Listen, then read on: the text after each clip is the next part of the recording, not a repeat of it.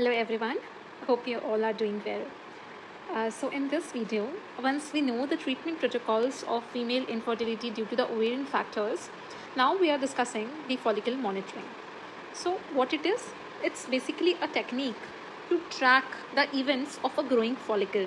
Means where we assess the ovarian follicles on a daily basis or in regular intervals and document the growth and ovulation.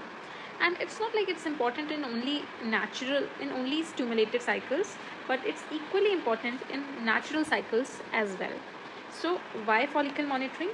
Because it tells us about the functional maturity of the follicle. Okay, we can see whether the cycles are ovulatory or anovulatory. It can predict the timing of ovulation. Okay, timing of ovulation. Thus, it can decide the time of like ovulation trigger कब देना है, the time for IUI or the time for egg retrieval in vitro cycles. So what happens is we avoid random beta HCG injections due to this, because we are knowing the exact time of ovulation, and thus by avoiding random beta HCG injections we are avoiding the chances of female getting OHSS. Okay.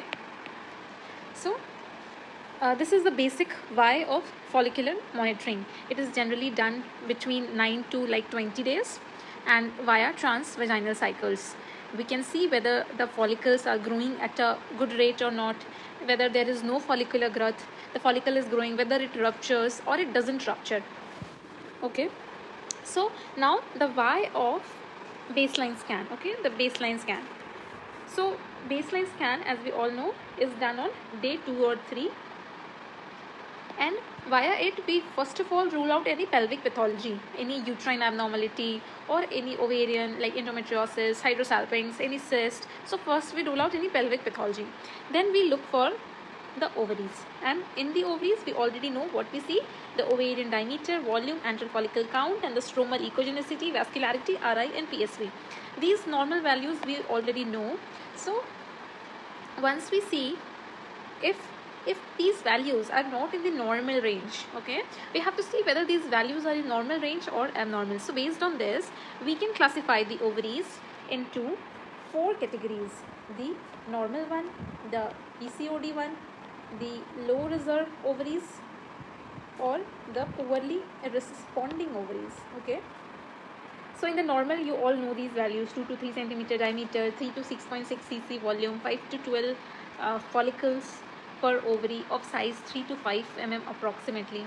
In PCOD, you can check on my another video based on this polycystic ovarian disease. The volume is more than 10 cc and or the number of follicles per ovary is like more than 20. So these are the criteria of PCOD. You can say in that video. Another is low reserve ovaries. Okay, and another thing is poorly responding ovaries. So see, there are two terms: reserve and respond. Okay, reserve and respond. Reserve mainly depends on how many follicles are there in the ovary, how much reserve is there, like what's the ovarian volume, the number of follicles in each ovary. Okay, the volume reserve depends on ovarian volume and the antral follicle count. So if the size is like less than 2 centimeter, the volume is less than 3 cc, and the antral follicle count is less than 3, it comes under low reserve ovary.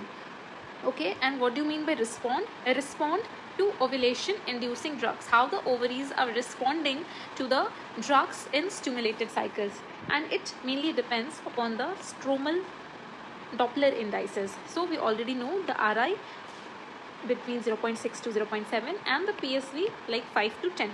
So if the RI is like more than 0.7 and the PSV is less than 5 centimeter per second, the ovaries are poorly responding ovaries. Okay, means we need more amount of drug, more higher doses to get the ovaries respond. The ovaries have poor or lesser vascularity, so they usually respond to higher doses. The predictors of ovarian response to drugs depends on the stromal area, the stromal Doppler indices, the antral follicle count, and also the ovarian volume. So This is the why of baseline scan, why you need to see the ovaries on the baseline status to basically classify them into 4 categories: the normal one, the PCOD ones, the low reserve ovaries, or poorly responding ovaries. Okay.